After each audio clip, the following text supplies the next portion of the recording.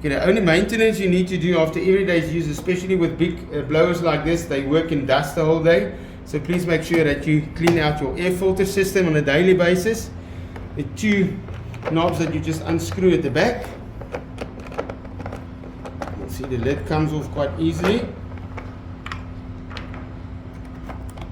And it's that part, and then you will see you will sit with a big sponge filter. This you can just clean out in the, I always tell the guys, in the premix. Then you will always have a little bit of greasiness to catch all the extra finer debris on your sponge filter. And just make sure that you do not lose this screen. So it's first the screen, then goes my sponge filter, then this little screen. You will always see the patterns of the indents or whatever needs to follow next. That's quite easy. And then always make sure that these two little knobs at the bottom hooks in at the bottom before securing your lid. That can be done after every day's use. It's just to keep the clean air system going through your engine, which is always good. Once again, this is also a air-cooled system, so make sure that you blow out your engine compartments with compressed air on a daily basis. Starting is very easy. You also have a little primer bulb sitting at the bottom. So before we start it, we need to prime this unit. There goes the fuel. It's been pulled through the carburetor.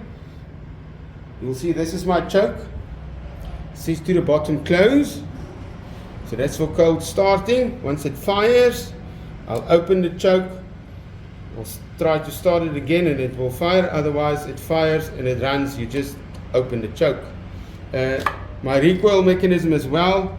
Always take up the slack before you pull on it. Do not jerk on these things. Always take up the slack, and from there on you can give it a nice pull.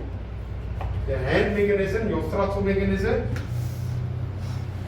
it's also on a 1, 2, 3 button system, same like on a lot of the other smaller equipment.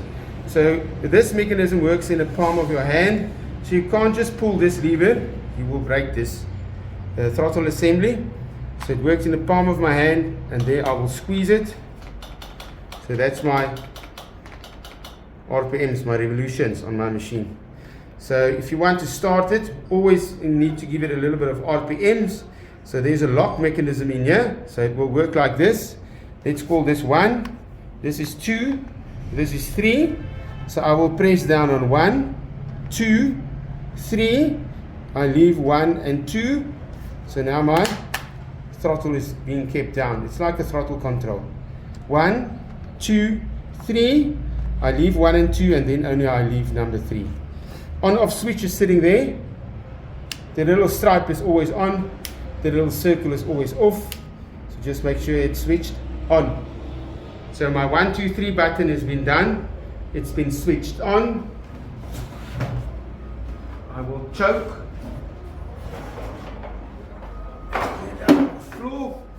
We will choke the carburetor, so choke is down. It's been primed as well. Okay, now when you try to start the blower, always secure it on the backrest with your left hand and with your right foot at the bottom. Now you know you've got total control over the piece of equipment. We will take up the slack, and then only we will give it a good pull. Okay, fired once. Now you can open the choke, take up the slack.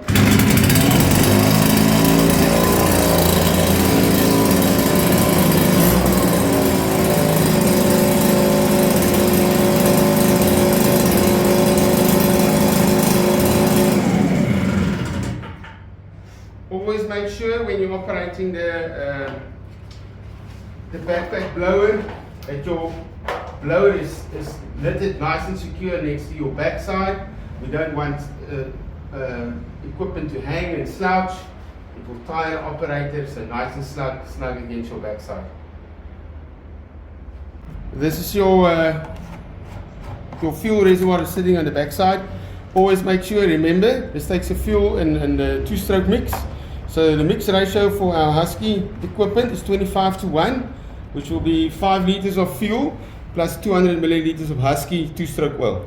Also available from Turfmaster.